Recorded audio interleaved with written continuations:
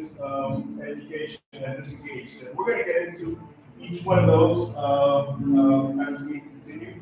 But the things that we're going to be praying for, just to help people that God uses them to not use that, but helps them understand their state. I will bring Wes up. Yeah. To help us guide us through this prayer. So the first one is Fredericksburg. And, obviously, we're praying for our city, but when we mean Fredericksburg, we're talking about city officials, first responders, anybody in that area for Fredericksburg. So it's a good way for you guys to know who you're praying for. Yeah, we're told in the Bible multiple times to pray for our leaders, to pray for the city that we live in so that we can live in peace, and to pray that we can have not only people with peace, but opportunities to share the gospel. This is something that Paul talks about a lot in Hebrews, and it's talking to the different churches, but it's also something that comes from the Old Testament. Where we see Jeremiah tell the Israeli exiles as they're headed off to Babylon to settle down, to build houses, to have homes, to have jobs, because God is going to take you there and put you there for a purpose. And so we believe that God has brought us to Fredericksburg for a reason and for a purpose, and it's to spread His name against the gospel.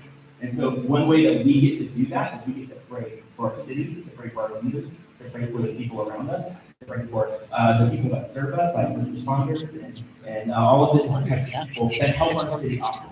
And we pray for peace because we know that when there's peace in the city, that not only does that peace extend to us, but that gives us more opportunity to speak the gospel. Yeah, and then R stands for the residents, right? So your community, your neighborhood, where you work, places that you serve, all those people that you come across on that front. And we also think about the people that live in Fredericksburg that don't live in our neighborhoods, because we talked a lot that there is a huge refugee population and a huge international population right here in Fredericksburg. There are pockets all around our city of people from all of different nations who are coming here and who are making this place home. And so we want to pray for them, and we want to pray for opportunities to continue to engage them.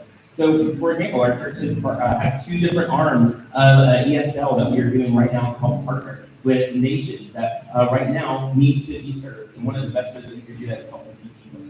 We have an option where we are serving at the Hazelville apartments, where we're working mainly with Middle Eastern refugees and helping them learn English. And then we have another option with a sister church where we are serving mainly in Hispanic or Spanish-speaking people. And that's been a really cool thing to be able to see where we've been able to see people from 4, 5, 6, 7 different nations all speaking different languages coming together to one, hear the gospel, because that's why we do it, to share the gospel, but also two, to get something that helps them in this moment, that meets a need where they get to learn English. And so it's something that we get to continue to be a part of, and we get to pray for more workers, more laborers, and more people who can come to know English and come to know Jesus. Yeah, so is there, there's something where